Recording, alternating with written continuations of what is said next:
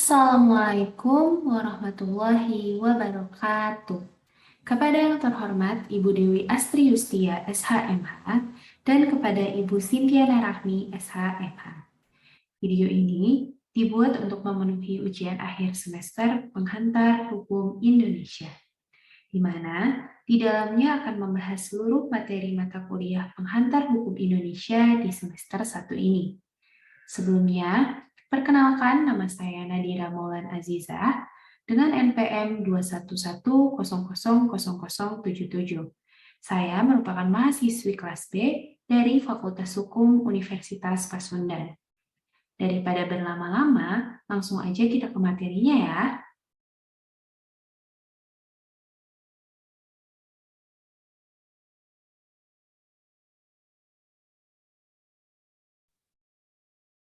Materi pertama yang akan dibahas dalam video ini adalah mengenai pengertian dan peristilahan dalam Penghantar Hukum Indonesia. Pengantar atau introduction atau inleading artinya memperkenalkan secara umum sehingga diperoleh gambaran menyeluruh dari ruang lingkup permasalahan secara garis besar. Pengantar berarti membawa ke tempat yang dituju mempelajari masalah-masalah dan cabang-cabang hukum di Indonesia. Jadi, Penghantar Hukum Indonesia atau PHI adalah mata kuliah dasar yang mempelajari keseluruhan hukum positif sebagai suatu sistem hukum yang sedang berlaku di Indonesia secara garis besar. Selanjutnya ada tata hukum di Indonesia. Sebelum mengetahui lebih lanjut tentang bagaimana tata hukum di Indonesia, tentunya kita harus paham dulu tentang apa itu tata hukum. Tata hukum atau dalam bahasa Belanda disebut rechtsorde adalah susunan hukum yang terdiri atas aturan-aturan hukum yang tertata sedemikian rupa sehingga orang mudah untuk menyelesaikan peristiwa hukum yang terjadi di masyarakat. Tata hukum yang sah dan berlaku pada waktu tertentu di negara tertentu disebut sebagai hukum positif atau ius constitutum. Lalu, apa sih tata hukum Indonesia itu?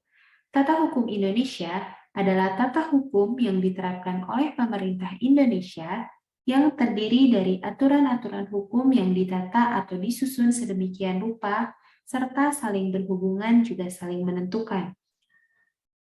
Tata hukum di Indonesia terdiri atas tingkatan yang paling tinggi sampai tingkatan yang terendah. Tata urutan tersebut mengandung konsekuensi bahwa peraturan yang urutannya lebih rendah tidak boleh bertentangan dengan perundang-undangan yang lebih tinggi.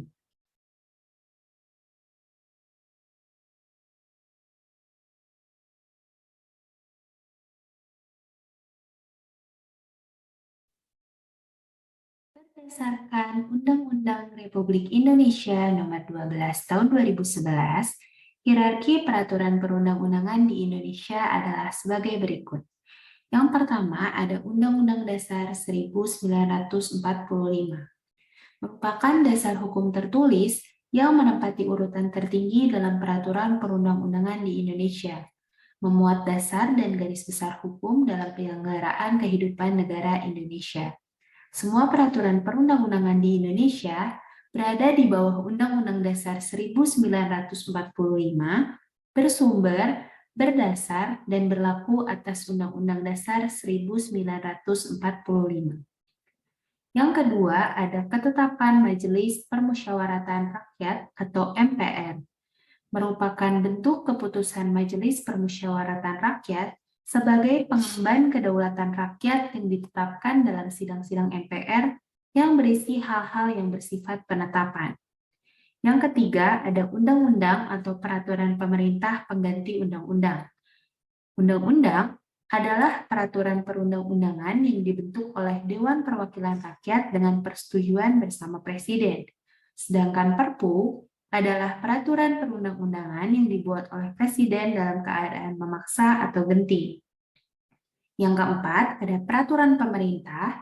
Yang kelima, ada peraturan Presiden. Yang keenam, ada peraturan daerah provinsi. Dan yang terakhir, ada peraturan daerah kabupaten atau kota.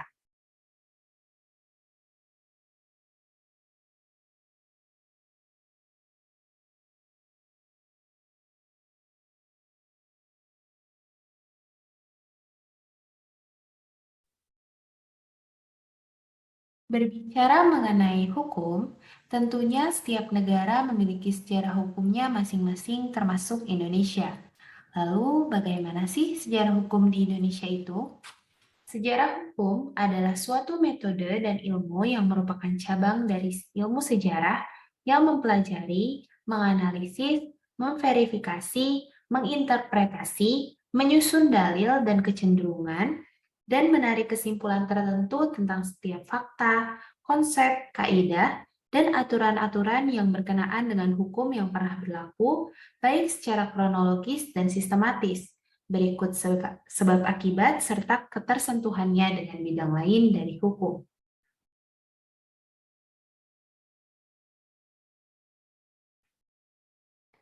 Hukum di Indonesia merupakan campuran dari sistem hukum Eropa, hukum agama, dan hukum adat. Sebagian besar sistem yang dianut, baik perdata maupun pidana, berbasis pada hukum Eropa, khususnya dari negara Belanda karena aspek sejarah masa lalu Indonesia yang merupakan wilayah jajahan dengan sebutan Hindia Belanda. Hukum agama ada karena sebagian besar masyarakat Indonesia menganut agama Islam. Selain itu, berlaku juga sistem hukum adat yang diserap dalam perundang-undangan atau jurisprudensi, yang merupakan penerusan dari aturan-aturan setempat dari masyarakat dan budaya-budaya yang ada di wilayah Nusantara. Selanjutnya, kita akan masuk ke materi sistem hukum yang berlaku di Indonesia. Yang pertama, ada sistem hukum Eropa kontinental atau civil law, merupakan sistem hukum global yang berkembang di negara Eropa yang dibuat oleh negara kuat dan mempengaruhi negara lain di dunia. Dikembangkan oleh Prancis dan memiliki prinsip hukum tertulis. Karakteristik dari hukum Eropa kontinental sendiri ada beberapa. Yang pertama adalah tertulis dan terkodifikasi. Yang kedua, unifikasi atau berlaku secara nasional. Yang ketiga, hukum memperoleh kekuatan mengikat. Yang keempat, sumber hukum yang digunakan adalah undang-undang dan karakteristik lainnya. Sistem hukum yang kedua yang berlaku di Indonesia adalah sistem hukum Anglo-Saxon atau common law. Merupakan sistem hukum yang berkembang di Inggris, kemudian menyebar ke Amerika Serikat, Kanada, Amerika Latin, dan Australia. Sumber hukum utamanya adalah keputusan hakim atau jurisprudensi dan bersifat non-kodifikasi. Karakteristik hukum Anglo-Saxon sendiri, yang pertama adalah hukumnya lebih cepat menyesuaikan perkembangan. Yang kedua, proses pengadilan tidak hanya terdiri atas hakim dan penasehat hukum, tetapi juga ada unsur masyarakat yang dinamakan juri. Yang ketiga, hakim memiliki wewenang yang luas untuk menciptakan dan menafsirkan hukum, serta karakteristik lainnya. Sistem hukum yang ketiga adalah sistem hukum adat, merupakan sistem hukum asli yang muncul akibat kepercayaan nenek moyang yang dianggap bisa menenteramkan kehidupan masyarakat. Sumber hukumnya tidak tertulis dan dalam pelaksanaannya dilakukan oleh ketua adat atau ketua suku. Karakteristik sistem hukum adat sendiri merupakan hukum asli yang bersumber dari kebudayaan dan suku di Indonesia, mengikuti perkembangan masyarakat, bersifat lokalistik atau kewilayahan, dan tidak bersifat kekal karena harus dipertahankan oleh masyarakat.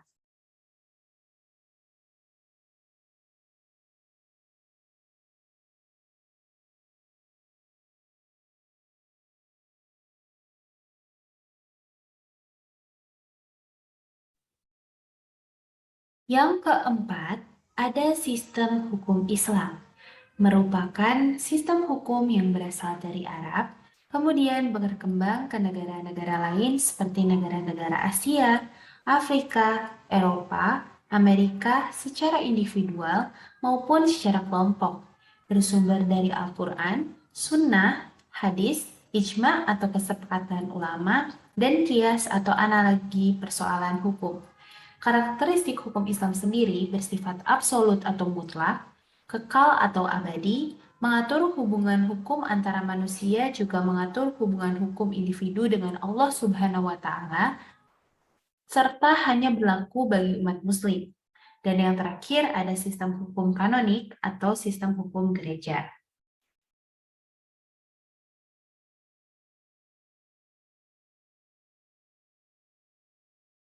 Selanjutnya, kita akan masuk ke materi penggolongan hukum. Penggolongan hukum di Indonesia dibedakan menjadi beberapa bagian. Yang pertama ada penggolongan hukum berdasarkan sumbernya. Digolongkan menjadi 5 kategori yang terdiri dari yang pertama ada hukum undang-undang, yang kedua ada hukum kebiasaan atau hukum adat, yang ketiga ada hukum traktat, adalah perjanjian yang diadakan oleh dua negara atau lebih, yang keempat ada jurisprudensi atau keputusan hakim, dan yang terakhir ada hukum doktrin yang merupakan hukum yang berasal dari pendapat para ahli yang memiliki pengaruh dalam pengambilan keputusan pengadilan. Yang kedua, ada penggolongan hukum berdasarkan wujudnya. Terdiri dari hukum tertulis yang merupakan hukum yang dibuat oleh lembaga negara yang berwenang dalam bentuk tertulis dan dicantumkan dalam berbagai peraturan negara. Yang kedua, ada hukum tidak tertulis, adalah hukum yang timbul, hidup, dan tumbuh dalam keyakinan masyarakat tertentu. Yang ketiga, ada penggolongan hukum berdasarkan wilayah berlakunya. Yang pertama ada hukum lokal, adalah hukum yang berlaku di suatu wilayah tertentu. Yang kedua ada hukum nasional, adalah hukum yang berlaku di suatu negara tertentu. Dan yang ketiga ada hukum internasional, adalah hukum yang mengatur antara dua negara atau lebih. Yang keempat ada penggolongan hukum berdasarkan waktu berlakunya. Hukum berdasarkan waktu berlakunya terdiri atas ius constitutum yang merupakan hukum positif yang berlaku di negara tertentu dalam waktu tertentu. Dan yang kedua ada ius constituendum atau hukum yang dicita-citakan dan diangan-angankan. Selanjutnya ada penggolongan hukum berdasarkan golongan berlakunya. Terdiri atas hukum satu golongan, adalah hukum yang mengatur dan berlaku hanya bagi satu golongan tertentu. Ada juga hukum semua golongan, adalah hukum yang mengatur dan berlaku bagi semua golongan warga negara. Dan yang terakhir ada hukum antar golongan, adalah hukum yang mengatur antara dua orang atau lebih yang masing-masing pihak tunduk pada hukum yang berbeda. Yang keenam, ada penggolongan hukum berdasarkan isinya. Pertama ada hukum publik, adalah hukum yang mengatur kepentingan umum atau bisa disebut juga sebagai hukum yang mengatur hubungan hukum antara negara dengan perseorangan. Yang kedua ada hukum privat, adalah aturan hukum yang mengatur kepentingan perseorangan atau aturan hukum yang mengatur hubungan antar individu dengan individu lainnya. Yang ketujuh, ada penggolongan hukum berdasarkan sifatnya. Sifat memaksa adalah aturan hukum yang bersifat konkret dan tidak dapat dikesampingkan. Yang kedua, ada hukum yang bersifat sebagai pelengkap.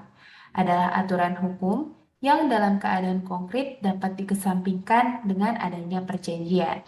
Dan yang terakhir, ada penggolongan hukum berdasarkan fungsinya. Hukum material. Hukum material adalah hukum yang mengatur kepentingan-kepentingan dan hubungan-hubungan yang berwujud larangan dan perintah. Yang kedua ada hukum formil, adalah aturan hukum yang mengatur cara bagaimana mempertahankan aturan hukum material.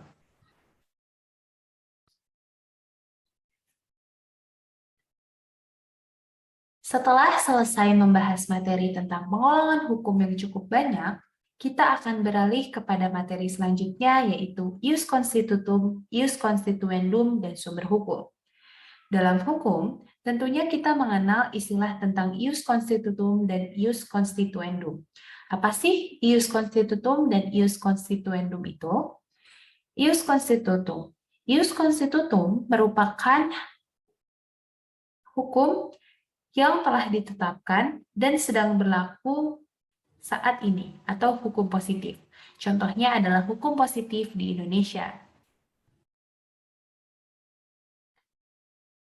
Sementara ius constituendum merupakan hukum yang dicita-citakan akan berlaku di masa yang akan datang atau hukum yang masih berupa rancangan.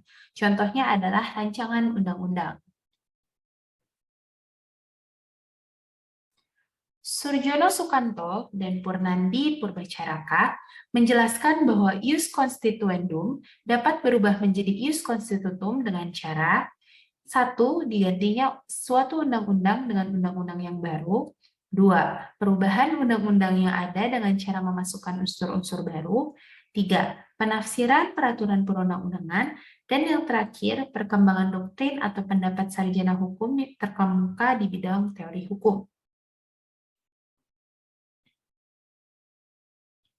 Dalam mata kuliah Penghantar Hukum Indonesia, tentunya kita juga akan mempelajari materi tentang sumber hukum. Sumber hukum adalah segala sesuatu yang dapat menimbulkan aturan-aturan yang mengikat dan memaksa, sehingga apabila dilanggar dapat menimbulkan sanksi yang tegas dan nyata bagi pelanggarnya. Terdapat dua jenis sumber hukum. Yang pertama, ada sumber hukum formal, ialah tempat atau sumber dari mana suatu peraturan memperoleh kekuatan hukum. Yang kedua, ada sumber hukum material, ialah apa yang dimaksud sebagai hal-hal yang dapat mempengaruhi penguasa dalam menentukan hukumnya. Macam-macam sumber hukum di Indonesia ada 5. Yang pertama adalah peraturan perundang-undangan, merupakan ketentuan yang diatur secara tertulis, dibuat oleh pihak yang berwenang, dan harus dipatuhi oleh setiap warga negara. Yang kedua ada kebiasaan, adalah perbuatan yang dilakukan secara berulang dan dianggap patut untuk dilakukan. Contohnya hukum adat. Yang ketiga ada jurisprudensi, adalah keputusan hakim atau pengadilan yang telah memiliki kekuatan yang pasti dan dijadikan dasar putusan oleh hakim yang lain dalam perkara yang sama. Yang keempat ada traktat, adalah perjanjian yang dilakukan oleh dua negara atau lebih. Macam-macam traktat ada 3. Yang pertama ada traktat bilateral, traktat multilateral, dan traktat kolektif. Yang terakhir ada doktrin, adalah pendapat para ahli hukum yang dijadikan sebagai rujukan dalam penyelesaian masalah hukum. Dalam menghantar hukum Indonesia, tentunya kita tidak akan lepas dari materi hukum pidana.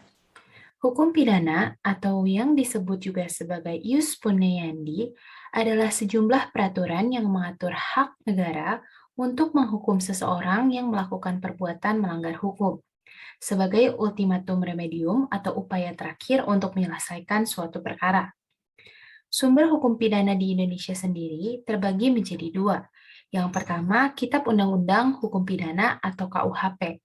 Dan yang kedua ada peraturan-peraturan tindak pidana di luar KUHP seperti Undang-Undang Tipikor, Undang-Undang Anti Money Laundering, Undang-Undang KDRT, Undang-Undang Terorisme, dan lain-lain.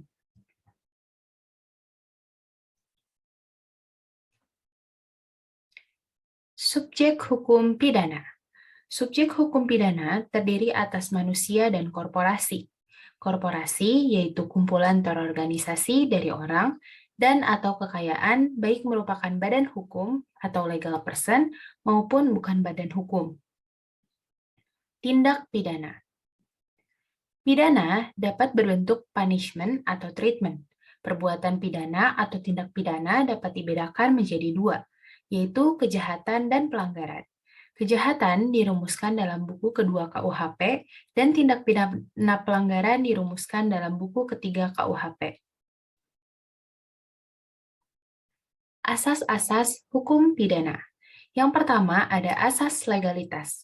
Diatur dalam pasal 1 ayat 1 KUHP yang menyebutkan bahwa suatu perbuatan tidak dapat dipidana kecuali berdasarkan kekuatan ketentuan perundang-undangan pidana yang telah ada.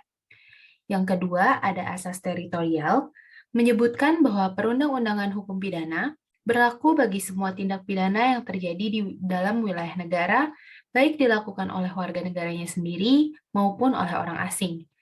Yang ketiga, ada asas universalitas, bertujuan untuk melindungi kepentingan internasional mengenai pemalsuan mata uang dan kejahatan pembajakan.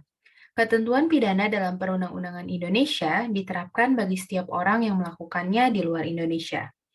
Yang keempat, ada asas nasional aktif, yaitu perundang-undangan hukum pidana berlaku bagi semua perbuatan pidana yang dilakukan oleh warga negaranya di mana saja, juga di luar wilayah negara. Yang kelima, ada asas nasional pasif. Aturan pidana suatu negara berlaku bagi perbuatan yang dilakukan di luar wilayah, tetapi merugikan kepentingan nasional atau kepentingan negara.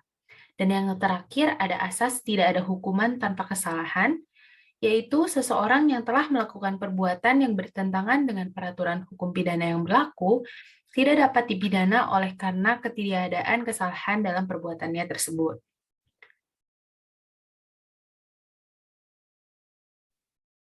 Di materi selanjutnya, kita akan membahas tentang hukum perdata. Hukum merupakan alat atau seperangkat kaidah. Perdata merupakan pengaturan hak, harta, benda, dan sesuatu yang berkaitan antara individu dengan badan hukum. Secara umum, hukum perdata adalah rangkaian peraturan-peraturan hukum yang mengatur hubungan hukum antara orang yang satu dengan orang yang lain dengan menitikberatkan pada kepentingan perorangan.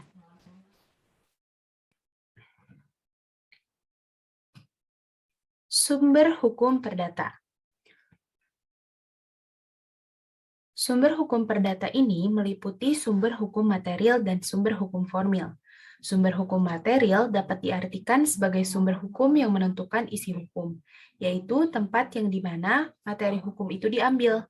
Contohnya hubungan sosial, kekuatan politik, situasi ekonomi, tradisi atau pandangan mengenai keagamaan dan kesusilaan, penelitian ilmiah, keadaan geografis, dan perundangan internasional.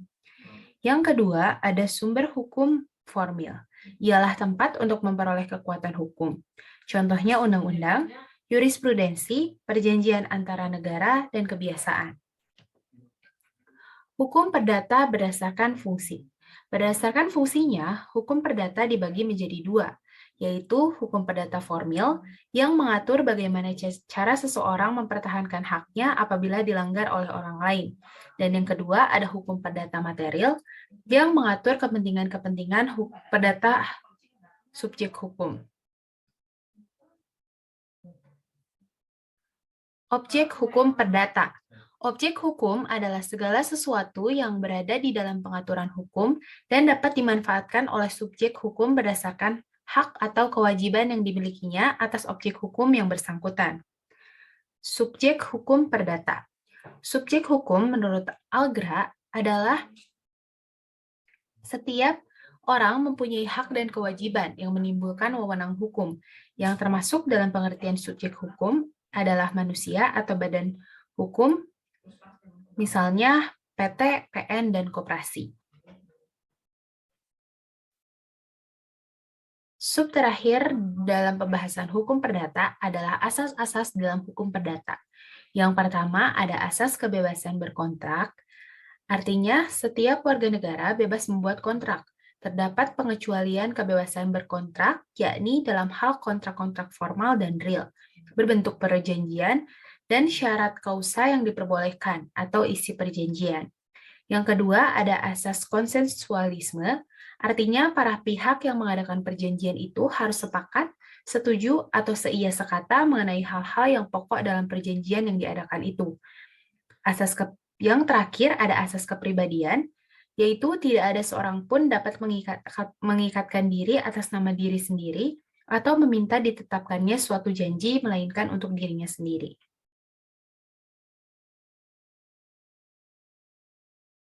Yang terakhir ada bidang hukum perdata. Adapun pembidangan hukum perdata menurut ilmu hukum tentang pembidangan hukum diantaranya adalah 1. Hukum orang, mengatur tentang seseorang manusia sebagai pendukung hak dan kewajiban atau subjek hukum. Yang kedua ada hukum keluarga, mengatur hubungan hukum yang timbul karena hubungan keluarga atau kekeluargaan. Yang ketiga ada hukum waris, mengatur tentang benda atau harta kekayaan seseorang yang telah meninggal dunia. Dengan perkataan lain, hukum yang mengatur peralihan benda dari orang yang meninggal dunia kepada orang yang masih hidup.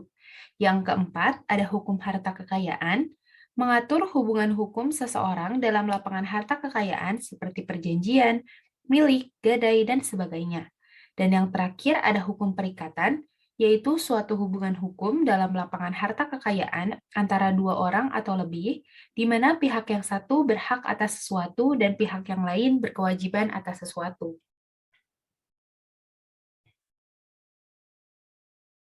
Selanjutnya, materi tentang hukum tata negara. Hukum tata negara adalah hukum yang mengatur organisasi kekuasaan suatu negara beserta segala aspek yang berkaitan dengan organisasi negara tersebut. Sumber hukum tata negara sendiri terdiri atas sumber hukum formil dan sumber hukum material. Sumber hukum formil didasarkan pada pasal 7 Undang-Undang Nomor 12 Tahun 2011 tentang pembentukan peraturan perundang-undangan sebagaimana telah diubah dengan Undang-Undang Nomor 15 Tahun 2019 tentang perubahan atas Undang-Undang Nomor 12 Tahun 2011 tentang pembentukan peraturan perundang-undangan. Sumber hukum formil dari hukum tata negara adalah yang pertama Undang-Undang Negara Republik Indonesia tahun 1945, Ketetapan MPR Republik Indonesia, Undang-Undang atau Peraturan Pemerintah Pengganti Undang-Undang, Peraturan Pemerintah, Keputusan Presiden, Peraturan Presiden, Peraturan Daerah Provinsi, dan Peraturan Daerah Kabupaten atau Kota. Untuk sumber hukum material sendiri, sumber hukum material tata negara adalah sumber yang menentukan isi kaidah hukum tata negara. Sumber hukum material hukum tata negara adalah dasar dan pandangan hidup bernegara, kekuatan-kekuatan politik, dan doktrin-doktrin ketatanegaraan. Objek hukum tata negara. Yang pertama, ada organisasi negara. Yang kedua, struktur, tugas, dan wewenang dari alat kelengkapan negara. Yang ketiga, hubungan antar alat perlengkapan negara. Yang keempat, wilayah negara, sistem pemerintahannya. Yang kelima, hubungan antar warga negara dengan pemerintah dan sebaliknya. Selanjutnya, ada subjek hukum tata negara. Subjek hukum tata negara adalah lembaga atau orang yang berkaitan dengan negara. Contoh dari subjek hukum tata negara sendiri yaitu ada negara, warga negara, dan organisasi negara. Adapun asas-asas dari hukum tata negara adalah sebagai berikut. Yang pertama, asas kedaulatan rakyat, yaitu semua rakyat juga memiliki wewenang tertinggi untuk mendapatkan dan juga bisa menentukan segala wewenang negara yang berdaulat. Yang kedua, asas Pancasila memiliki arti Pancasila merupakan sumber dalam hukum material, sehingga setiap peraturan tata negara tidak boleh bertentangan dengan nilai-nilai Pancasila. Dan yang terakhir, ada asas negara kesatuan, merupakan prinsip dasar bahwa suatu negara tersebut merupakan negara berdaulat sebagai satu kesatuan. Submateri selanjutnya adalah tentang hukum administrasi negara. Hukum administrasi negara atau HAN merupakan bagian dari hukum publik yang mengatur tindakan pemerintah dan mengatur hubungan pemerintah dengan warga negara atau hubungan antar organ pemerintah. Hukum administrasi negara berisi semua peraturan tentang bagaimana cara organ pemerintahan menjalankan tugasnya. Subjek hukum administrasi negara sendiri terdiri dari pegawai negeri, jabatan-jabatan, jabatan publik, dinas-dinas publik, badan usaha milik negara atau daerah, dan negara sendiri. Terus selanjutnya ada objek dan asas hukum administrasi negara. Objek hukum administrasi negara terdiri atas objek umum dan objek khusus. Objek HAN umum merupakan peraturan-peraturan hukum yang tidak terikat atau tidak ada ikatan dengan suatu bidang tertentu dari kebijaksanaan penguasa. Contohnya adalah asas-asas hukum umum pemerintahan.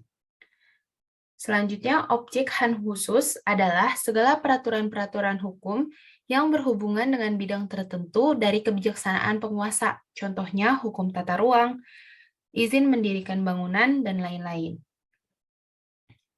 Asas-asas hukum administrasi negara. Yang pertama ada asas yuridikitas, yaitu bahwa setiap tindakan pejabat administrasi negara tidak boleh melanggar hukum. Yang kedua ada asas legalitas, adalah asas yang menyatakan bahwa setiap tindakan pejabat administrasi negara harus ada dasar hukumnya.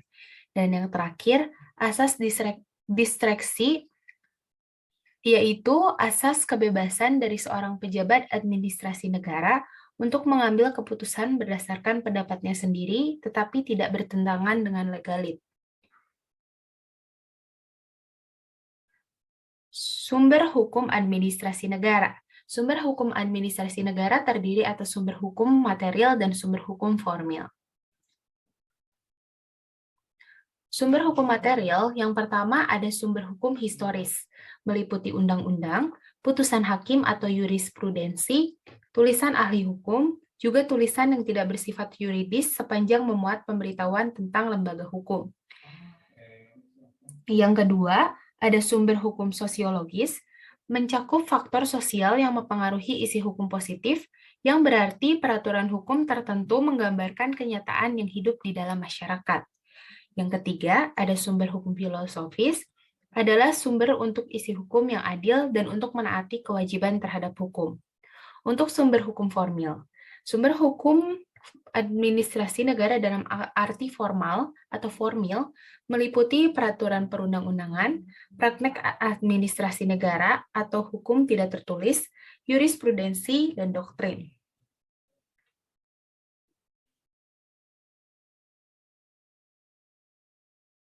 Dalam mata kuliah penghantar hukum Indonesia, kita juga akan mempelajari tentang macam-macam hukum acara. Hukum acara sendiri memiliki pengertian sebagai rangkaian aturan yang mengatur tata cara mengajukan suatu perkara ke suatu badan peradilan yang disebut pengadilan, serta cara-cara hakim memberikan putusan. Hukum acara mengatur cabang-cabang hukum yang umum seperti hukum acara pidana dan hukum acara perdata. Dalam hukum acara dibagi menjadi beberapa bagian. Yang pertama itu ada hukum acara peradilan umum. Peradilan umum atau peradilan sipil adalah lingkungan peradilan di bawah Mahkamah Agung yang menjalankan kekuasaan kehakiman bagi sebagian rakyat pencari keadilan pada umumnya, meliputi pengadilan tinggi, pengadilan negeri, dan pengadilan khusus. Hukum acara pidana.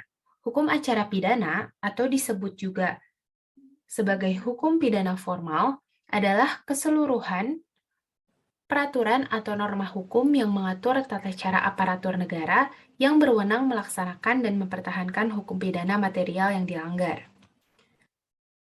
Untuk sumber hukum acara pidana sendiri, ada Undang-Undang Dasar Republik Indonesia tahun 1945, Kitab Undang-Undang Hukum Pidana atau KUHP, Kitab Undang-Undang Hukum Acara Pidana atau KUHAP, Undang-Undang Nomor 2 Tahun 2002 tentang Kepolisian Negara, Undang-Undang Nomor 48 Tahun 2009 tentang Kekuasaan Kehakiman, yang merupakan perubahan dari Undang-Undang Nomor 4 Tahun 2004 dan Undang-Undang Nomor 35 Tahun 1999, serta Undang-Undang Nomor 14 Tahun 1970 tentang Kekuasaan Kehakiman. Undang-Undang Nomor 3 Tahun 2009 tentang Mahkamah Agung, yang merupakan perubahan dari Undang-Undang Nomor 5 Tahun 2004 dan Undang-Undang Nomor 14 Tahun 1985 tentang Mahkamah Agung.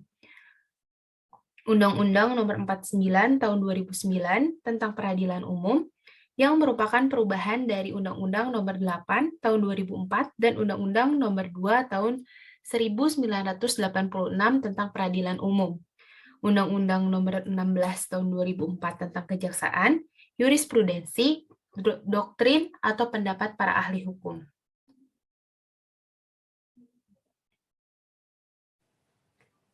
Asas-asas dalam hukum acara pidana.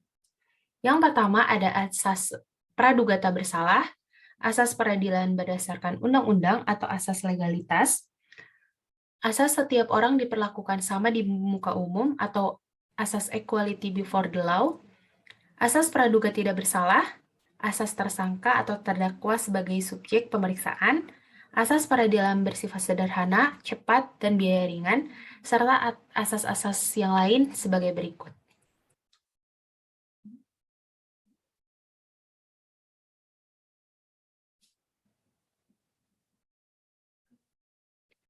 Selanjutnya kita akan membahas tentang hukum acara perdata.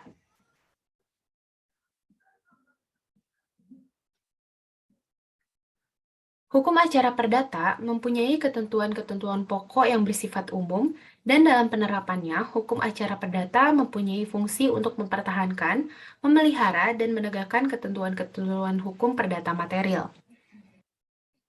Sumber-sumber hukum acara perdata adalah ada HIR, yang kedua ada RBG, ada RV atau Reglemen Hukum Acara Perdata untuk Golongan Eropa, yang keempat ada Kitab Undang-Undang Hukum Perdata, Kitab Undang-Undang Hukum Dagang, dan yang terakhir ada Undang-Undang.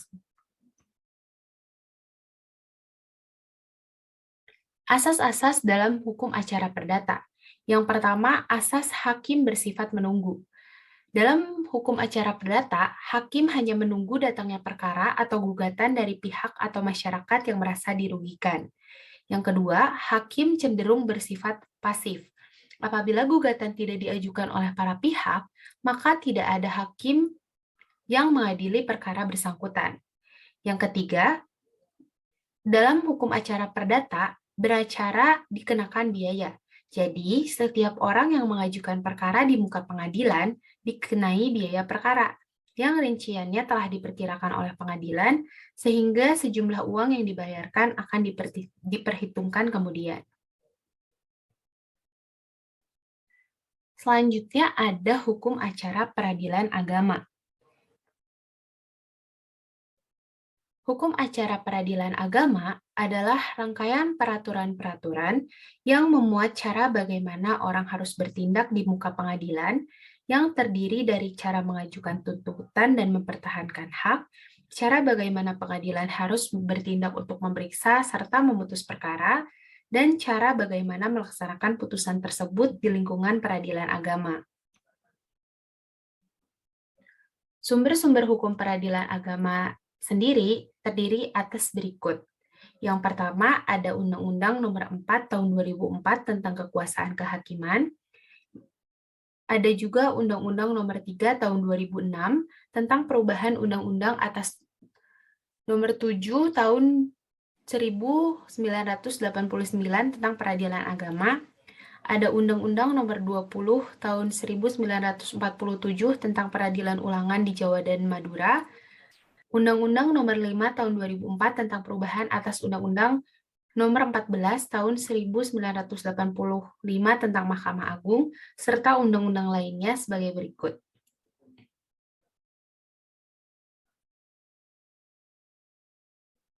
Dalam pelaksanaannya, hukum acara peradilan agama memiliki asas-asas tertentu, yang mana asas-asasnya adalah sebagai berikut. Yang pertama, peradilan agama adalah peradilan negara.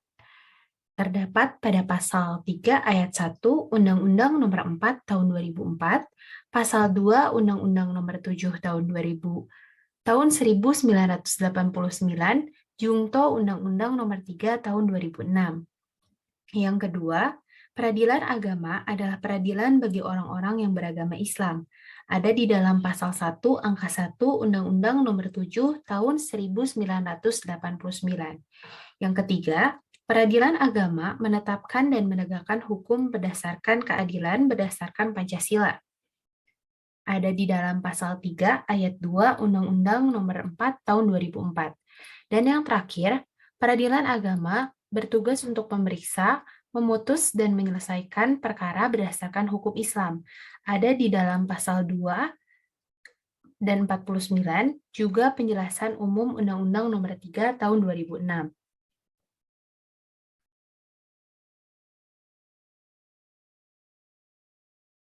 Selanjutnya, kita akan mulai membahas materi tentang hukum acara peradilan tata usaha negara.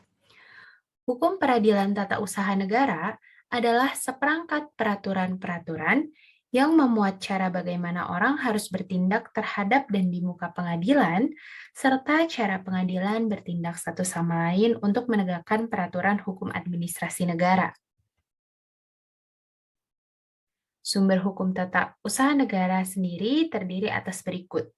Pasal 24 ayat 2 Undang-Undang Dasar 1945, di mana berbunyi, kekuasaan kehakiman dilakukan oleh sebuah Mahkamah Agung dan badan peradilan yang berada di bawahnya dalam lingkungan peradilan umum, lingkungan peradilan agama, lingkungan peradilan militer, lingkungan peradilan tata usaha negara, dan oleh sebuah Mahkamah Konstitusi.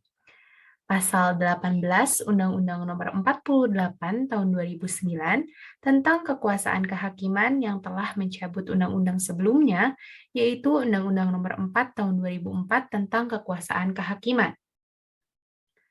Sumber hukum tata usaha negara sendiri secara lebih rinci dituangkan dalam Undang-Undang Nomor 5 Tahun 1986 tentang Peradilan Tata Usaha Negara yang kemudian diubah melalui 1.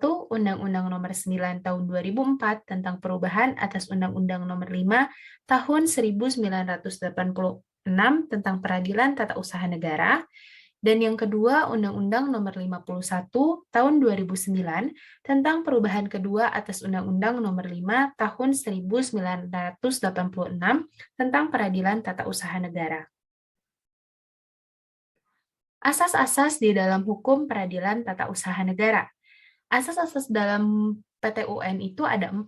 Yang pertama ada asas praduga rehmatic, di mana mengandung makna bahwa setiap tindakan penguasa harus selalu dianggap benar atau sah sampai ada pembatalannya.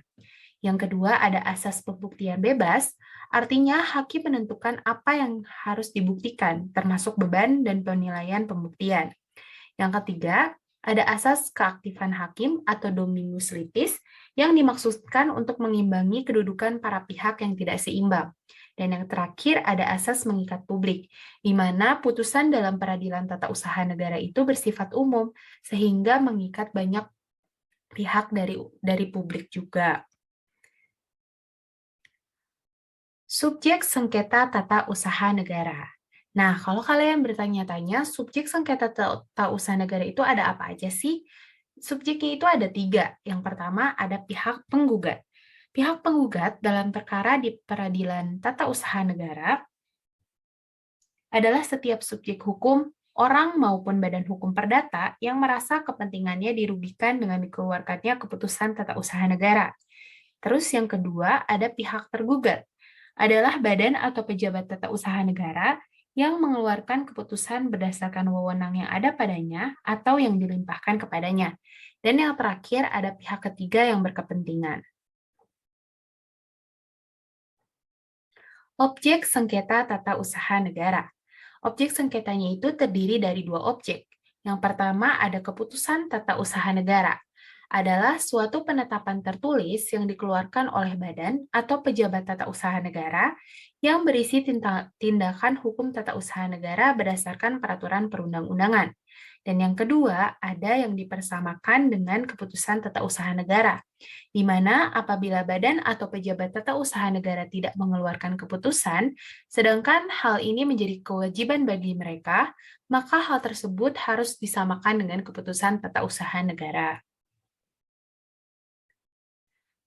Materi selanjutnya adalah materi hukum acara Mahkamah Konstitusi. Karena hukum acara ini jenisnya cukup banyak, jadi aku harap kalian nggak bosan ya buat nontonnya. Hukum acara Mahkamah Konstitusi adalah keseluruhan peraturan atau norma hukum yang mengatur tata cara orang atau badan pribadi, baik pribadi maupun publik, bertindak melaksanakan dan mempertahankan hak-haknya di Mahkamah Konstitusi. Sumber hukum acara Mahkamah Konstitusi sendiri terdiri dari aspek material dan aspek formil.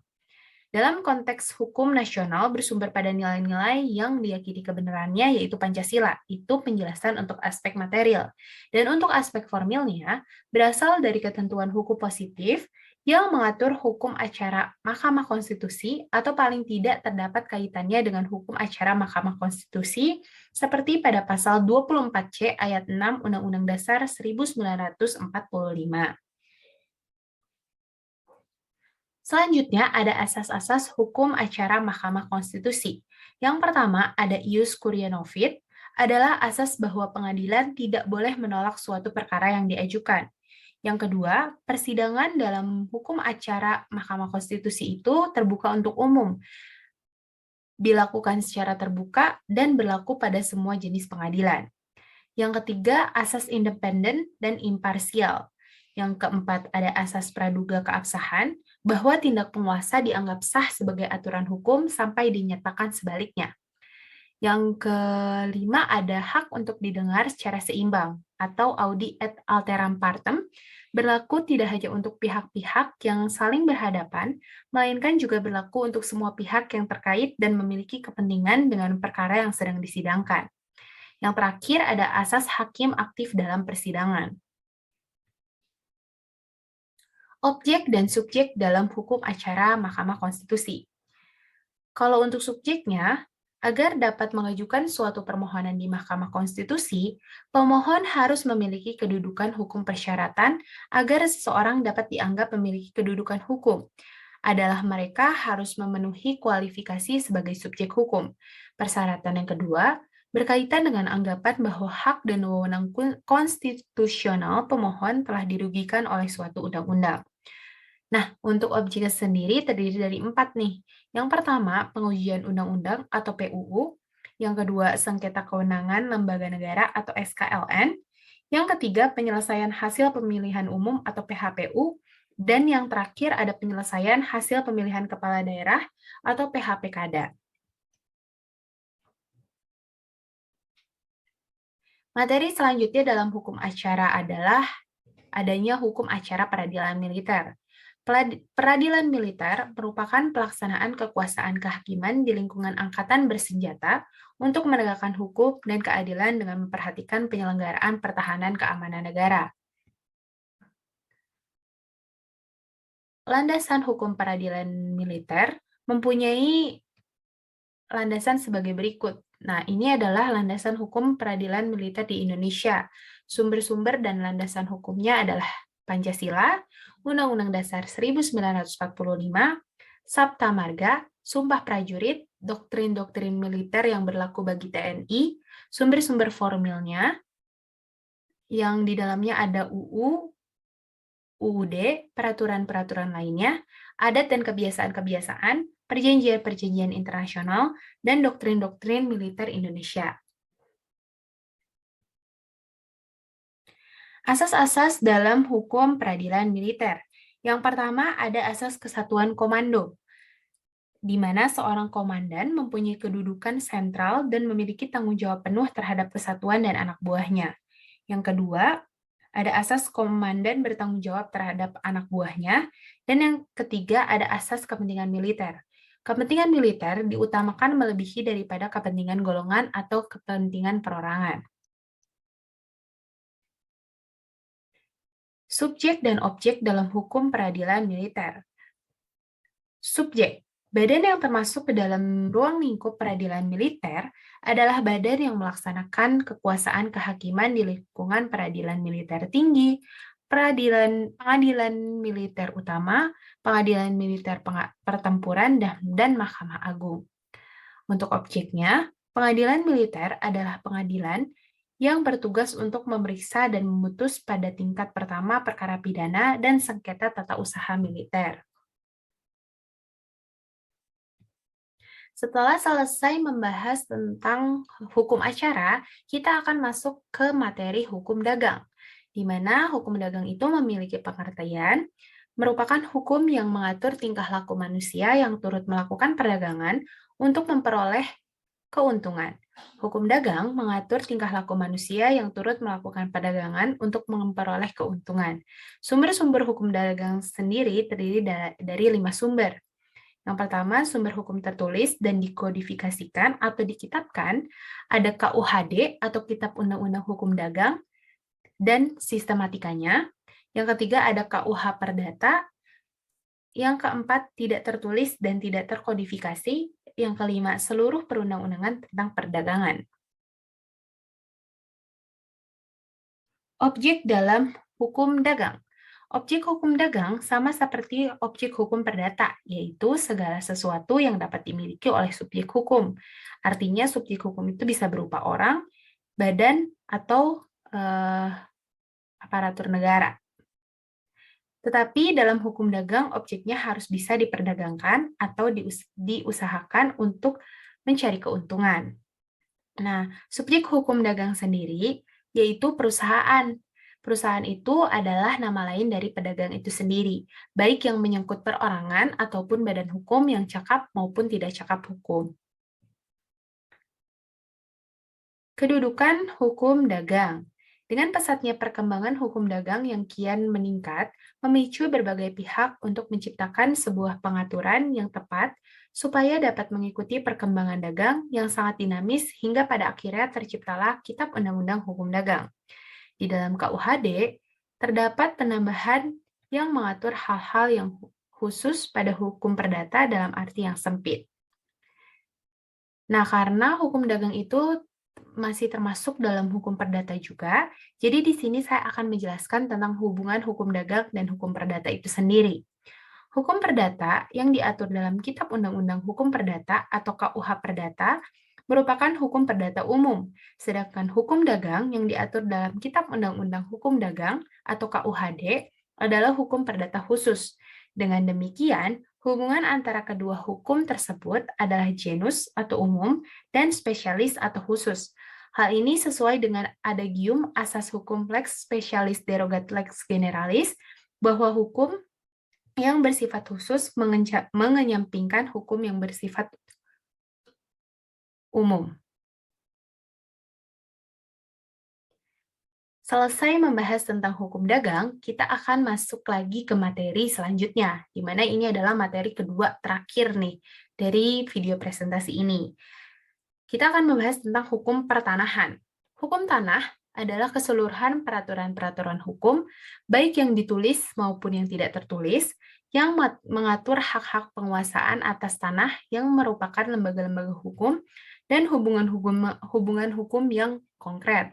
Objek hukum tanah adalah hak penguasaan atas tanah, yang berarti hak yang berisi serangkaian wewenang, kewajiban, dan atau larangan bagi pemegang haknya untuk berbuat sesuatu mengenai tanah yang dihaki. Nah, dasar-dasar hukum tanah sendiri terdiri sebagai berikut. Dasar hukum peralihan hak atas tanah, ada beberapa aturan khusus yang mengatur tentang peralihan hak atas tanah, yaitu Undang-Undang Nomor 5 Tahun 1960 tentang Peraturan Dasar-Dasar Pokok Agraria, Peraturan Pemerintah Nomor 10 Tahun 1961 tentang Pendaftaran Tanah, Peraturan Pemerintah Nomor 40 Tahun 1996, Peraturan Pemerintah Nomor 24 Tahun 1997, Peraturan Pemerintah Nomor 37 Tahun 1998, dan Peraturan Badan Pertahanan Nasional Nomor 2 Tahun 2013. Macam-macam hak atas tanah. Hak atas tanah yang bersifat tetap, yaitu hak atas tanah ini akan tetap ada selama UU PA masih berlaku atau belum dicabut dengan undang-undang yang baru. Contohnya hak milik, hak guna usaha, dan hak guna bangunan. Yang kedua, hak atas tanah yang ditetapkan undang-undang, yaitu hak atas tanah yang akan lahir kemudian, yang akan ditetapkan dengan undang-undang. Yang terakhir ada hak atas tanah yang bersifat sementara, yaitu hak atas tanah yang sifatnya sementara dalam waktu yang singkat. Contohnya hak gadai, berupa gadai tanah, hak usaha bagi hasil, atau yang berupa perjanjian bagi hasil. Asas-asas dalam hukum tanah. Yang pertama ada asas unifikasi, berkaitan dengan tanah hanya ada satu aturan bagi seluruh Indonesia, yaitu UU PA. Asas hukum adat. Hukum pertahanan dalam UU PA berlandaskan asas-asas hukum adat. Asas pemisahan horizontal merupakan asas dalam hukum adat di mana tanah terpisah dari segala sesuatu yang melekat di atasnya. Asas tanah mempunyai fungsi sosial, merupakan asas yang mencerminkan bahwa tanah harus digunakan sebaik-baiknya dengan memperhatikan kepentingan umum. Asas publitas merupakan pengumuman hak atas tanah dengan jalan pendaftaran yang akan memberikan pengakuan hukum. Asas spesialis, hak atas tanah harus dibuktikan dengan jelas wujudnya, batas, dan juga letaknya. Pembahasan terakhir dari video presentasi kali ini adalah tentang hukum perkawinan, di mana materi ini akan menjadi penutup dalam video ini. Hukum perkawinan sendiri adalah hukum yang mengatur mengenai syarat-syarat dan cara-cara melangsungkan perkawinan, beserta akibat-akibat hukum bagi pihak-pihak yang melangsungkan perkawinan tersebut. Dasar-dasar hukum perkawinan di Indonesia. Dasar hukum perkawinan di Indonesia yang berlaku sekarang ini antara lain adalah sebagai berikut. Yang pertama ada buku 1 dari Kitab Undang-Undang Hukum Perdata, yaitu bab 4 sampai dengan bab 11. Undang-Undang Nomor 1 Tahun 1974 tentang perkawinan, Undang-Undang Nomor 7 Tahun 1989 tentang peradilan agama, Peraturan Pemerintah Nomor 9 Tahun 1974 tentang pelaksanaan Undang-Undang Nomor 1 Tahun 1974 tentang perkawinan, Peraturan Pemerintah Nomor 45 Tahun 1990 tentang pengubahan dan tambahan Peraturan Pemerintah Nomor 10 Tahun 1983 tentang izin perkawinan dan perceraian bagi pegawai negeri sipil, dan Instruksi Presiden Nomor 1 Tahun 1991 tentang kompilasi hukum Islam di Indonesia. Ada di dalam pasal 1 sampai 170 KHI. Asas-asas hukum perkawinan. Asas-asas perkawinan, hukum perkawinan menurut Undang-Undang Nomor 1 Tahun 1974 dalam bahasa sederhananya adalah sebagai berikut. Yang pertama ada asas sukarela, asas partisipasi keluarga, asas perceraian dipersulit, asas poligami dibatasi secara ketat, asas kematangan calon mempelai, asas memperbaiki derajat kaum wanita. Sementara di dalam kompilasi hukum Islam, asas perkawinan terdiri dari berikut ini. Yang pertama ada asas persetujuan, di mana tidak boleh ada paksaan dalam pernikahan.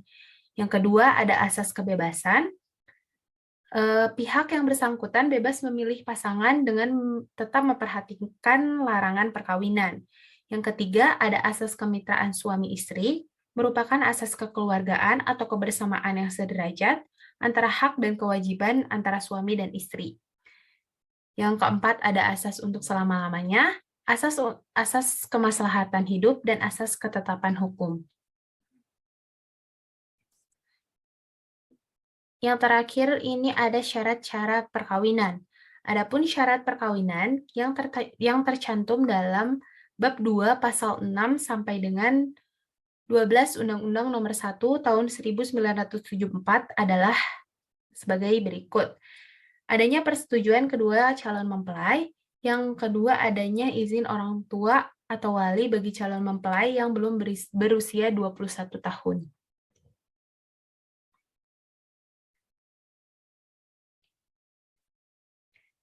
Sekian video presentasi yang bisa saya paparkan. Semoga materinya bisa dipahami dan bisa diterima dengan baik. Mohon maaf bila masih banyak kesalahan. Wassalamualaikum warahmatullahi wabarakatuh.